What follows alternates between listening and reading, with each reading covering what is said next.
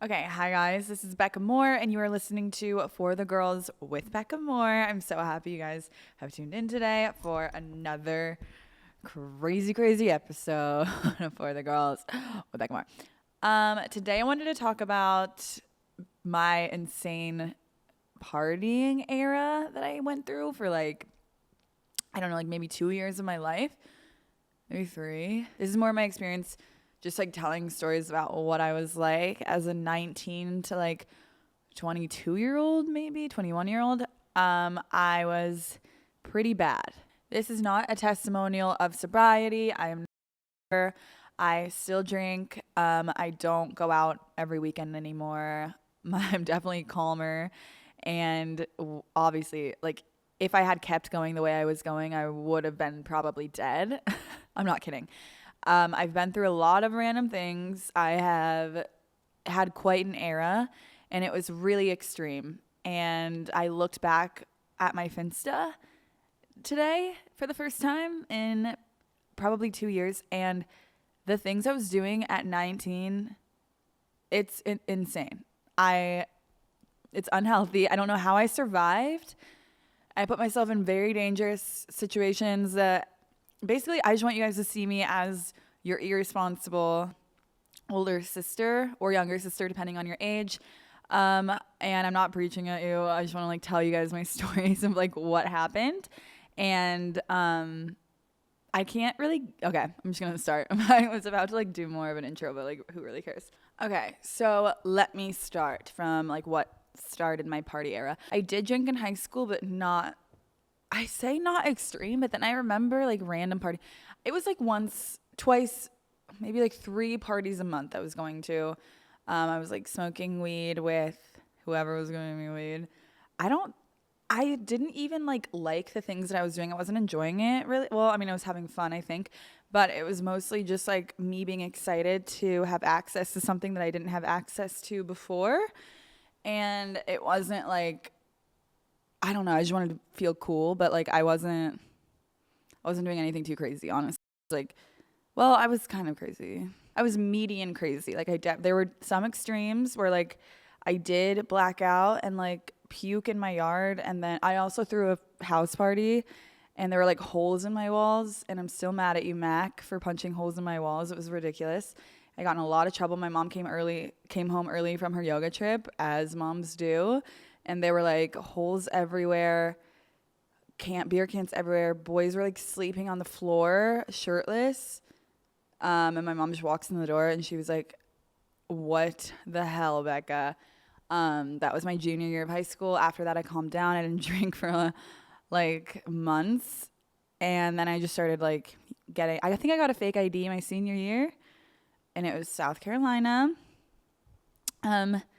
But yeah, I wasn't too crazy until I turned 19. That is when things definitely changed for me, and I was like, no, I want to be insane, basically. So I think something switched in my brain on my 19th birthday, and I entered my villain era. I was really upset because, okay, so when I was 18, I dated an older guy. I've told this story many times, but he was 26. I was 18. He was my boss at the pizza place I worked at. And I've talked about this endlessly. Shannon says that I need to stop terrorizing this man. So you have Shannon to thank, because we did only briefly date. I don't even think we dated longer than a few months, but it had some effect. We talked for a long time before that, but it had some kind of effect on my brain where it triggered me to be evil, because after I broke up with him, by the way, I broke up with him because I didn't want to go to his, oh my God, this is so bad, his birthday party. I didn't even know if he was having a birthday party. I was scared to meet his family, and I was getting to that point where it was time to meet the families, and I just felt so little around him, but I liked him so much. I think I loved him. I don't really know, you guys. I was also 18 dating a 26-year-old. I can't blame myself for anything bad I did back then because I was a child. But yeah, I basically after I broke up with him, a week later, he started dating the girl that like, you know, the girl in your relationship that you're always kind of like worried about, but she was my friend. So he started dating another 18-year-old, which obviously is kind of strange, but whatever. That's not the story I'm telling today. Actually, basically, I'm telling this story. When I realized that he immediately started dating her, and like they posted a Snapchat together, I think a week after we broke up, and it was a hard breakup for me. I was only breaking up with him because I was scared to be with him like in public, and like I don't know. I just felt too young to be dating him, which is understandable. But I, at the same time that I was like scared to be seen with him because I thought people would judge me for being too young.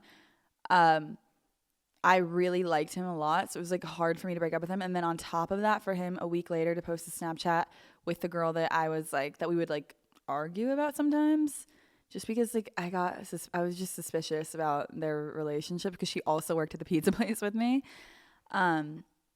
And so I went insane after when I saw that Snapchat. I was like, I am done not being crazy. I like drinking. I decided to just start drinking a lot. Obviously, he was 26, so like I wanted to seem older, and he was the one buying me alcohol at the time. So like for me to be able to drink and stuff, like I wanted him to see like now I have my own alcohol. I was using my fake ID a lot more. I was going to bars. I was just trying to get his attention. Like I just wanted him to think I was older than I was. Like I think I wanted him to like watch my life and be like, oh, maybe she is older. Maybe she's allowed to drink. Like, I don't know what I was thinking. And also, so yeah, I just started like hanging out with older people too because my sister kind of like ran in the same group of like, she was the same age as him. She was 9 years older than me. And I started hanging out with her a lot more and like my cousin's friends who were older than me. Anyone older, I was like, yes. I just wanted to feel older and feel that same feeling that like being around him gave me. Like I just wanted to feel older. So that meant drinking as much as I could. I thought that like all older people were doing was like drinking until they blacked out basically. That summer when I found out that, and then I turned 19. So, and during the summer, like a few weeks after I found out that he was dating the girl I was worried about the entire time. And yeah, I was like, okay, I'm going to go crazy. That summer was insane. I didn't care about anything. I had nothing really to live for at that point because it was like, okay, my life looks bleak. That sounds dark, but like I came from a poor family. I was in college, but like I was studying communications and I just didn't see a future for me anyway, but just because of like what my parents did at the time. They were like working obviously not so great jobs, and like and all my siblings dropped out of college, and like I was scared maybe I was going to drop out of college, and I don't know, I just didn't care. I didn't have anything to live for. Like all I cared about was Thursday, Friday, Saturday, going out with my friends. I had no money at all in my bank account. After we broke up, I had to quit the pizza place, obviously. So I started working at a restaurant down the street called Max Nirma's. Shout out Max Nirma's. It burned down the second I left, I will say. It was right after I left. Coincidence? I'm not really sure. You tell me. But I started working there as a hostess, obviously. And I started using my Finsta. I was trying to get this guy's attention, I think. I don't really know. I think I was posting on my Finsta like really often about my drinking and like how much I was drinking. And honestly, my friends were drinking too. It's not like I was doing this alone. I would find if my friends that were my age from high school were not doing anything, I would hang out with my older sister and her friends, or my cousin and their friends, or I had this one friend who was always down to drink with me no matter what. I was basically just like hanging out with anyone that would like drink or do stuff with me. It's crazy though, because at the same time I did have an internship and I did have a job. So I don't know how I had all this time, but I was finding the time. So yeah, I was basically working 2 jobs and just blacking out all the time and being hungover every day. And I didn't care. And I had $10 in my bank account. And I'm not exaggerating. Like if I remember having $200 in my bank account at one point and thinking like, oh my God. So I would buy all my friends shots. Like I remember feeling so rich when I had $200 in my bank account. And I would give it to my friends. I was just overly generous with my money, which sounds like a good thing, but it wasn't, because I was giving it to people. Like I was buying people drinks and I didn't have a savings account. I literally had nothing to my name except for $200. That was a high point. Usually I had around 50 to 60. At one point I couldn't even get gas and I ran out of gas on the side of the road. I didn't even have any money in my bank account. I had to find like quarters in my cup holders and try to get home. So I was drinking all night, every night.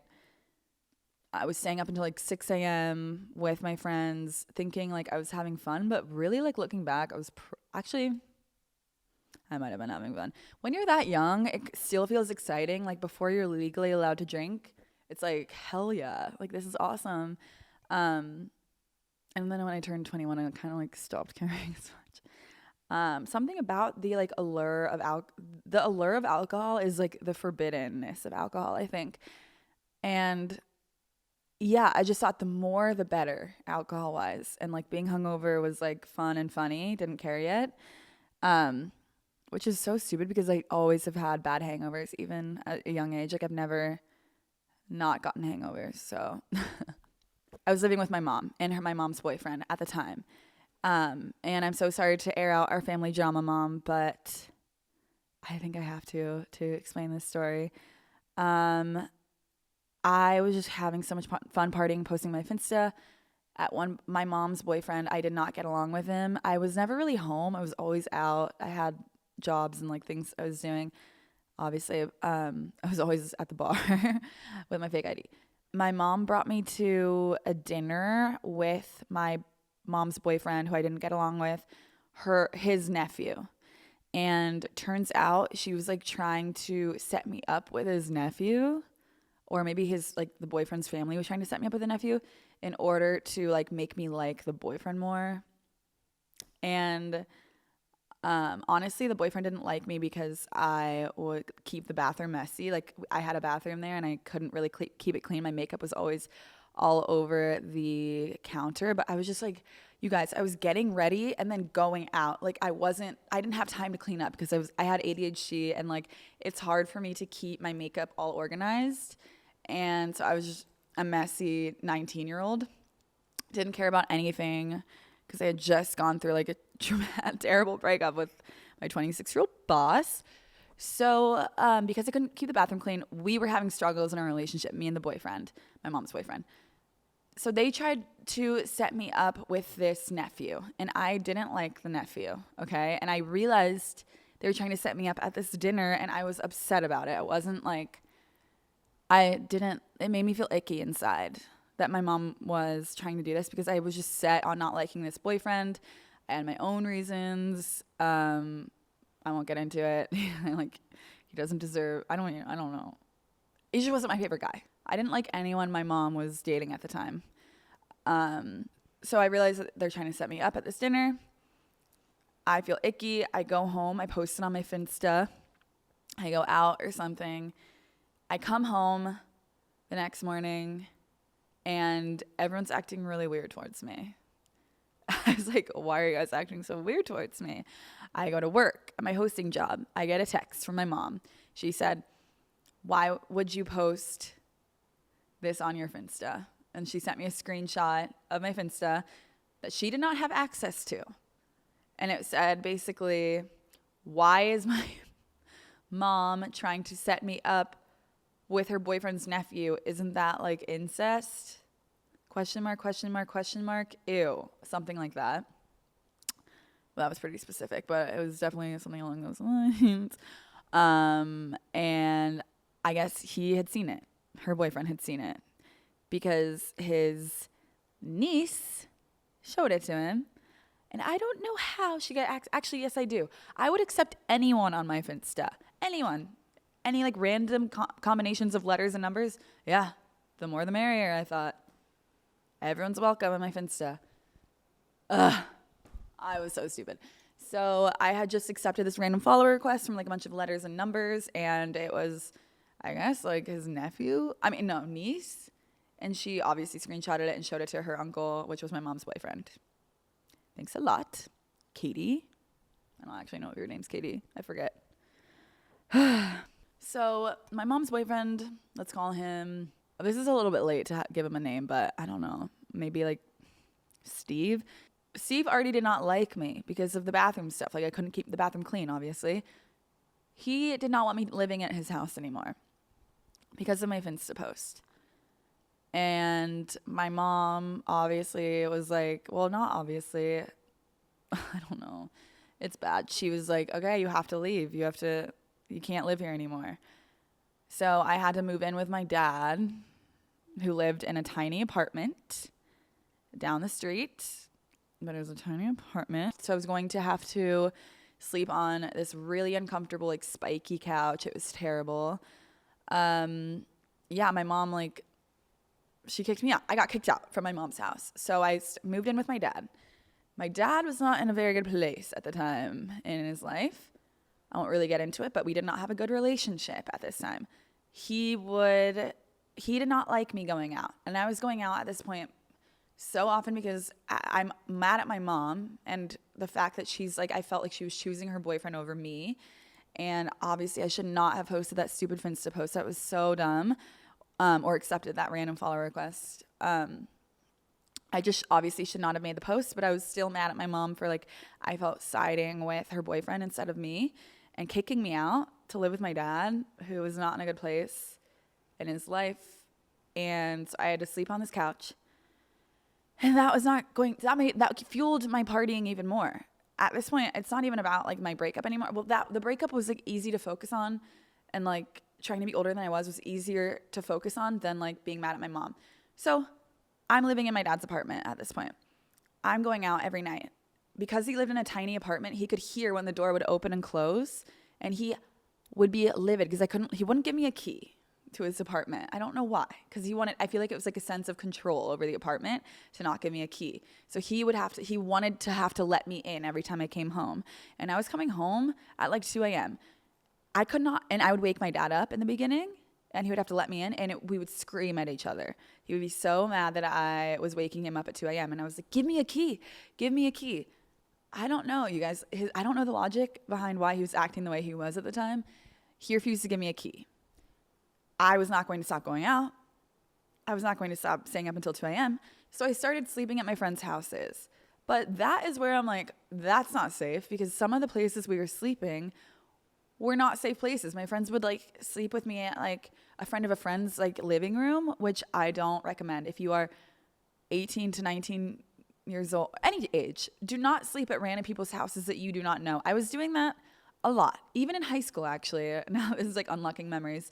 We would just sleep at these like, sometimes it would like be guys' houses, and like the two of us would like sleep on couches all the time. So I did that like every weekend when I lived with my dad, because I didn't want to come home at 2 a.m. I would have to like stay with random people that I a lot of times barely knew, which is not safe. Do not do that. But that was what I was doing. And if I couldn't find a place to stay, I would have to wake my dad up. We would scream at each other. There would be weekends that he would say, like, you can't stay with me this weekend because you're going to wake me up. And I would say, give me a key. And he would say, absolutely not. So he would like turn the Wi-Fi off and take away a bunch of like, he would just like punish me with like random things. He would like take away things from me. Like, I don't know, my computer anytime.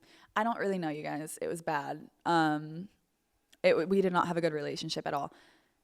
Living there was hell. There was a night that I had to come home from work or something, and I think he punished me for like going out until 2 a.m. by taking all of my stuff and putting it in a garbage bag and like putting it outside of his apartment and locking the door and not letting me in. So I mean, I'm sure there's like a lead up to that, and I think I'm like kind of shortening this story, but he kicked me out of his house. So at this point, I can't live with my mom or my dad. And this is the summer in between 2 years of college. So when I would be at college, I was like safe, but like this is the summer before my sophomore year of college. So So I was going through a bad breakup. I got kicked out of my mom's house, got kicked out of my dad's house. Me and my dad were not getting along, obviously. I was not getting along with my parents. So my older sister decides to take me in. She lived in a tiny, even tinier apartment with a little baby. She had just had a little baby, my niece Lucy. She lived like 20 minutes away. So I started living on my sister's couch. At this point, I'm like homeless, living with my sister. She was chaotic, but we weren't like fighting the way that me and my dad were. So I liked living with her better. But she was not like, she was definitely an enabler for like my partying. Like I was doing, she just has her own journey in life, but like she was not like a good influence on me. Like she was not the voice of reason, really. She was just like a chaotic friend too. And at this point, like I was so depressed, you guys. This is probably like July of like the summer between my freshman and sophomore year, and like I had to live with her for like 2 months before I went back to school. And that was when things got really, really crazy. Like every single night I was going out somehow, or like drinking, or like doing anything I could. I was working a lot, but like I was drinking with my coworker. Like sometimes I would like stay. I was just like addicted to older people at this point. Like I loved my older coworker at Max and Irma's. That was so weird. I was just trying to like, when I was dating the 26-year-old, it just sounds crazy, but my life was at least stable. Like at least I had a safe place to stay. I didn't get kicked out. Like I had a boyfriend, and I still had a relationship with my parents at the time.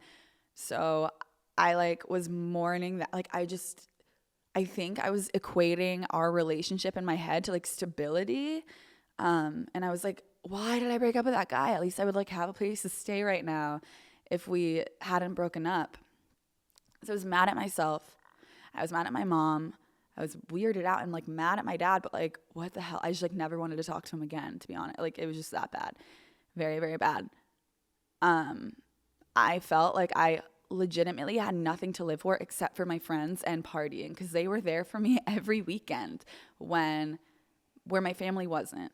I mean, my sister was, because she took me in, but like she was just chaotic as well. So I was just going through so much that I was like, I want anything to make me feel better. Like I felt so empty. I had nothing to live for. All I wanted to do was go back to school, because that is also where I felt stable.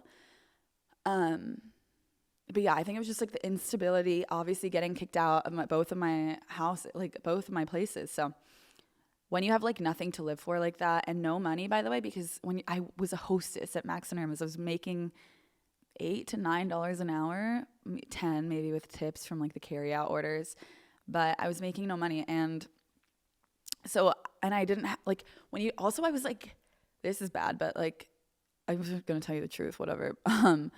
I was like stealing random things from Target, like makeup. Like I had no money. So I usually on average had like $70 to like $100 in my bank account.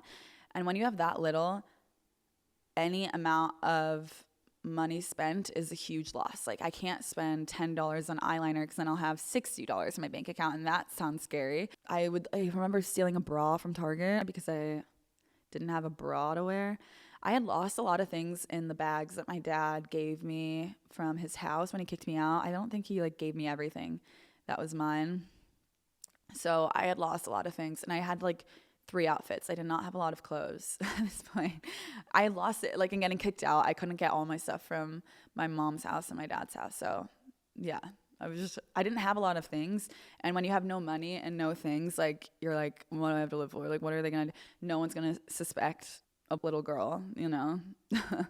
I never got in trouble. But like, I was also trusting the people around me that I was partying with a lot, because I really had no one else to trust. Like I had like a group of girlfriends around me that were my age, but they had like stable, like we would all go out every night on the Thursday, Friday, Saturday, on the weekend, sometimes Wednesday too. So like 4 nights a week.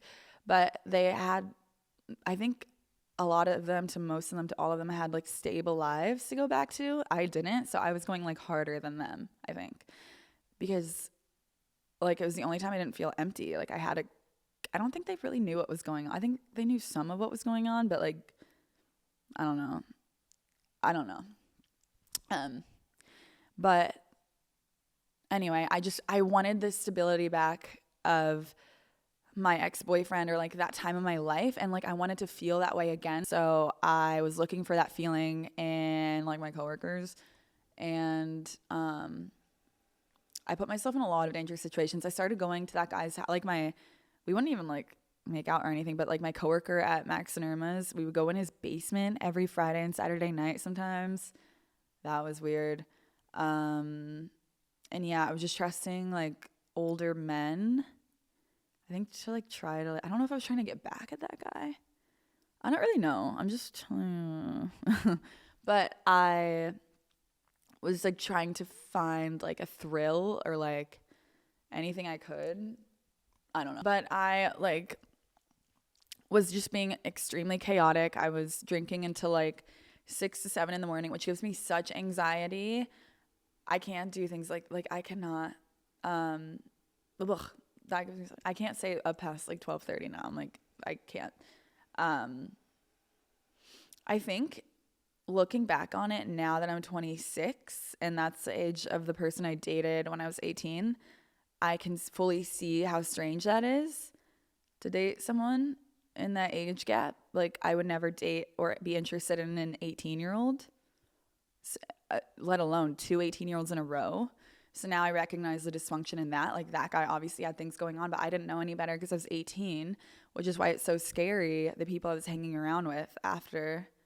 I don't know. I feel bad. I feel for like 18-year-old Becca, because she trusted this guy, and I trusted the people around me. I mean, nothing truly bad ever happened to me. Nothing bad with that guy happened to me. But like, I'm so lucky that nothing bad ever happened to me because of the situations I was putting myself in. And I can't really blame myself because I was like a baby, but I do think that I should have been smarter. And I don't know, I hit so many random rock bottoms where like my laptop got stolen out of my car, like making out with random guys that probably remember making out with me in the bar in front of people that probably remember making out with me that I don't remember at all, and they have like weird stories about me forever, probably. Staying up all night with this random other coworker that I had, and like, I guess I loved coworkers. I don't really know, you guys. I had so many random things that I was just running around town. Any opportunity of people giving me liquor or like anything to not be sober, I would happily take. I don't know. It was so then eventually that summer ended. That was like, I think the most extreme summer of like my drinking and stuff was when I was 19. But then I went back to school, and when I was at college, randomly, like, I felt more stable. I was still drinking like all the time, but like I had at least a place to stay, like a normal home to like live in, which is my sorority house, and girls around me that like everyone around me in college was always more stable than me, and like were great examples. Living in that sorority house was a great example, and I'm so glad I did, because those girls were so studious and like cared about their futures and saw hope in their futures, and that really inspired me like to do more with my life than just wanting to party every weekend. Because when you think you have no future, you don't give a shit about what you're doing. Like, I didn't care if I got in trouble. I never got in trouble somehow. I never gotten arrested. I never got in trouble with the police for like robbing Target and like CVS. But I could have easily. I never got in trouble for my fake ID either. And like, I easily could have so many times. I didn't, thank God. Like, nothing bad happened to me physically ever.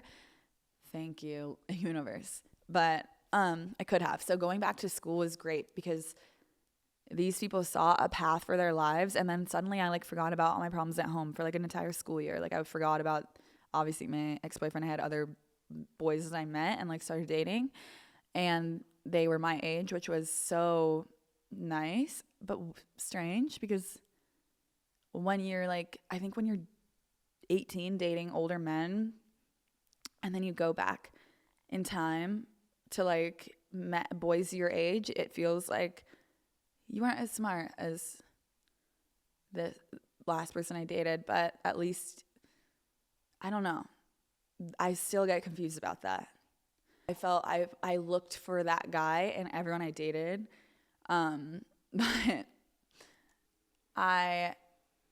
but I felt more normal and assimilated into the normal things that the people my age were doing when I was 19 to 20. I kind of like healed myself by being around peers that were healthier than the version of myself that I was at home when I got kicked out of everywhere. Thankfully, when I went back to college, my mom and that man broke up. I think they were engaged and then they broke up, and thank God, because then she let me move back in with her after, like, for winter break. So that was a relief. My life slowly got better. And yeah, you guys, then I kind of just started healing by being around people that saw a future for themselves. So I really think that if you are in a partying era, by the way, I'm not preaching. I still like to go to a good party. I love to go to the bar, but at a healthy amount now, you know? Like I can't be hungover on a Tuesday and like I have to do my work. But yeah, I think it's like not seeing a future for yourself. I think that is when partying can get like out of hand if you don't care about what happens to you. And then I calmed down. College obviously was having fun, but I loved being around people my age that made me feel normal. I did better in school. I made honor roll every year. I think I was on the honor. I don't know. I was getting good grades because I was around people that were getting good grades, so I just wanted to be like them. And then I graduated and COVID happened and I started bartending. I lied to get the job. I told them I had bartended before. I had never bartended before. I started bartending, and that is when I think the partying in me reignited.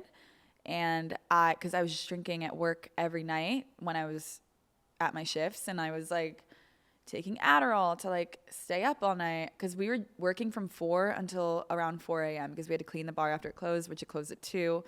So I would get home at like 4:30 or 5 every day and then wake up around like noon and then have to go back to work at 4. That was every weekend. And I actually liked working because I loved the girls that I worked with. It was basically like a sorority. And I love like I realize now I love anything that like is similar to a sorority. I love being around girls. So I loved working there. Didn't really care about the crazy hours, but it was taking a toll on my body. I was drinking a lot. If you look back at my content, my face is just like so puffy and like swollen. I was drinking and taking a bunch of Adderall and I did not look good. I was not healthy at all. That is when like, yeah, I was just around a lot of people that were also drinking and taking Adderall and like staying up all night, and I wasn't healthy. Yeah, I was just, so I went back to my partying era, but in a different way. I lived with my mom at her, she moved into a condo, lived with her, but yeah, I was drinking a lot. And I also, again, with like the trusting older men, I ended up going on a trip with an older man that was in a power position over me. We went to Miami. Not alone. I got to bring a friend, and he was with his group of friends. But it was after I got fired from my bartending job. And it was kind of like, I think the trip was given to me in order to like not ever make any content about what it was like working at this bar. I don't know. I can't say that for sure. And I don't want to accuse them of anything. I don't know. I went on this trip and I trusted this man. Nothing ever happened. Nothing happened. Really, nothing happened. But I had a lot of alone time with this man who recently, I just found out he is accused of some really crazy stuff. He's in a lot of legal trouble. And I'm like, holy shit. I was 21. How did I survive? It's that bad. Like the things that he's accused of, I can't go into it. I don't want to I don't know. When I look back, I'm looking through my Finsta today. I was reading all of the things that I've like done and like all the people that I've surrounded myself with. And I'm like, how did I make it out unscathed? Is that how you pronounce that word? I'm very lucky. But when I was bartending, I had like free time when I wasn't working in the beginning of the weeks.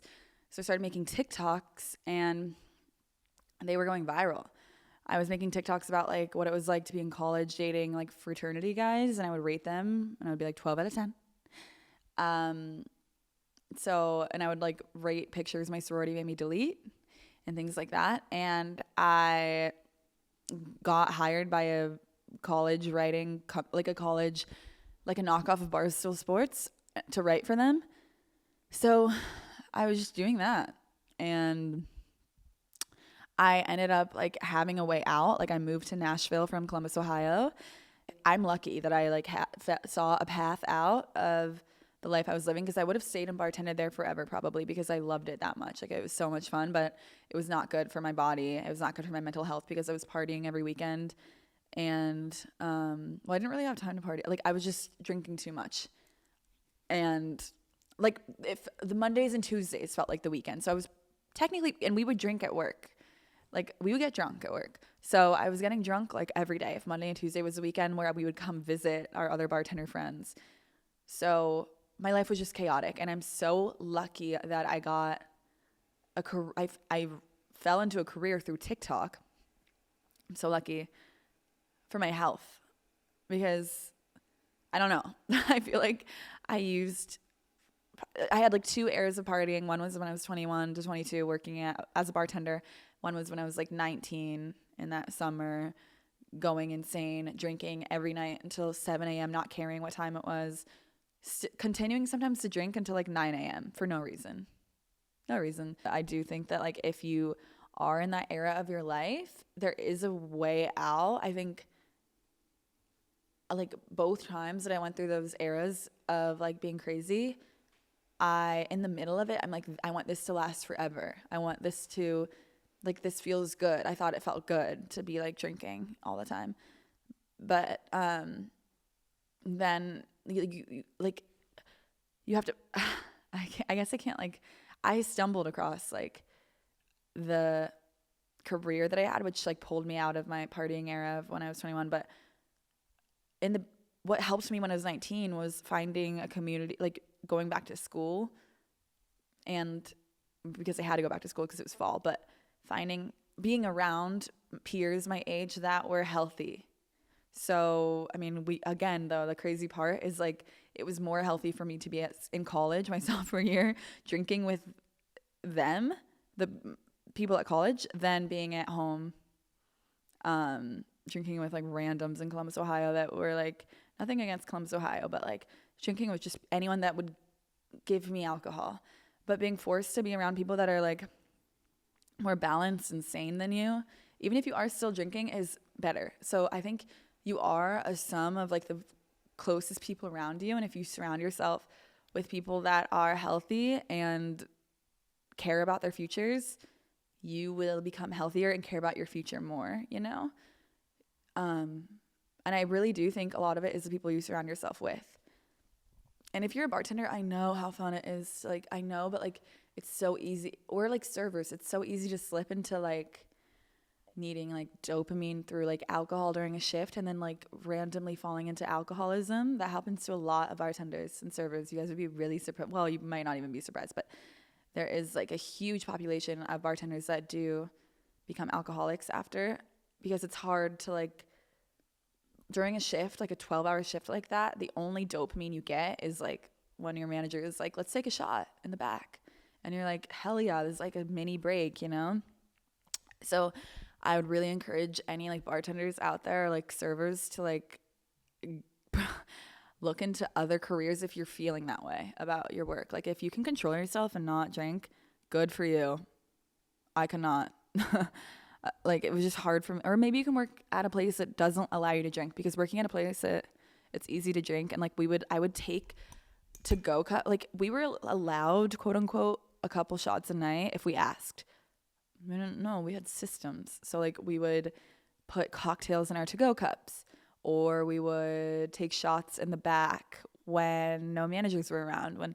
And if our managers were taking shots, we realized that they were more relaxed, and we were allowed to get away with more, you know? But yeah, There was a time, I felt like I had privilege at my bartending job. This is random anecdote. I don't even know if this is related, but random anecdote. I had special privilege because I had a social media following while I was at the bar. Once I started, my TikTok started going viral.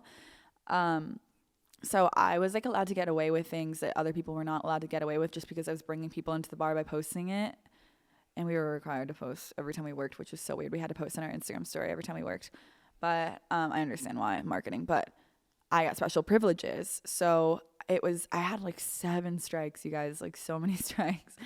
But one time, like, again, like I got away with taking so many shots. So I felt like I was like the gateway between management and like employees, like the other bartenders. Like I felt like I could make them feel welcome, like the new people, because I felt like I just had random influence. Like I just randomly had power at this bar that I worked at. So this bar back, it was his first day and we were all taking shots, and I think the trainees weren't allowed to drink. Like you're not allowed to drink if you're a trainee, but I like secretly poured him a shot, or I told him like he could pour himself a shot. So I showed him where the bottle was and he took the shot, and he didn't know what the owner looked like yet because it was his first day. And the owner watched the new guy take a shot. And boys at this bar were like abused. They were not really liked very much. It was like the girls were like the favorites, obviously. The only people that were boys, like all the bartenders were girls. The only role that boys had was being a bar back. So when the owner saw this boy on his first day take a shot, he was livid. He made us pause all service, and it was like a Friday night. He made us pause all of our service and stand in a circle outside in the like lobby and say who poured you that shot. No one said anything. I don't even know if it was me. I don't know if I poured the shot. I think I told someone else to pour him the shot. Technically, it wasn't me. I knew I had to take responsibility because I was like giving him permission to take this shot. So I said in front of everyone, and I knew I was about to get fired. Like I thought this was my last straw because I already had 7 strikes at this point. I was like, it was me. And the owner looked at me, looked at the boy, and said to the boy, "You're fired." And then he was like, "How do you feel, Becca? You just got someone fired." Obviously did not feel good. I felt terrible. The bar back, I like kept apologizing to the bar back, and he was like, "I literally don't care. Like I didn't even need this job. It's my first day, whatever." But I don't know, you guys. That was just how corrupt it was just a corrupt bar. Fun bar to work at, but definitely corrupt looking back. I'm like, how the hell did we get away with all that stuff? And yeah, similar vibe to like every one I was hanging out with in Columbus. It was just, I don't know. You guys, I've seen some things. But yeah, I think my advice is like, if you are in that era of your life, please just like try to see the other light of the tunnel. I don't know, you guys. I'm sorry. It's like 11 p.m. I guess I can't like preach anything to you. I'm like, whatever. Like, I'm not perfect. I've been through some things. I have stolen from CVS. I have had $10 in my bank account and $0 in my bank account and ran out of gas. I was basically homeless at one point, and I made it out. Look at me now. I live in LA. I have a happy life. I have a cat. I have a girlfriend. Yeah, I have my own apartment. Things are good. So I'm not going to do an advice question because it is 11 p.m. But if you do want advice, actually, I'll do an advice question. I was going to say, if you do want advice, email forthegirls@beccamore@gmail.com. Becca, I need your help. My boyfriend's ex has been tormenting me online for months now. I'll save the gory details, but it's been a roller coaster to say the least. I found out from her this week that she and him met up and had a chat. When I confronted him about it, he said the only reason he agreed to talk to her was to stand up for me and call her out on all her shit. Do we believe him? Even if I do believe him, is it really okay that he went and talked to her regardless? I feel like he could have just stood up for me without going to see her in secret. Yeah. Jesus. I haven't responded. I haven't responded to anything she sent me this past 6 months, but I really feel like I deserve to stand up for myself. I need you to convince me talking to her is a bad idea. LOL. Thank you so much.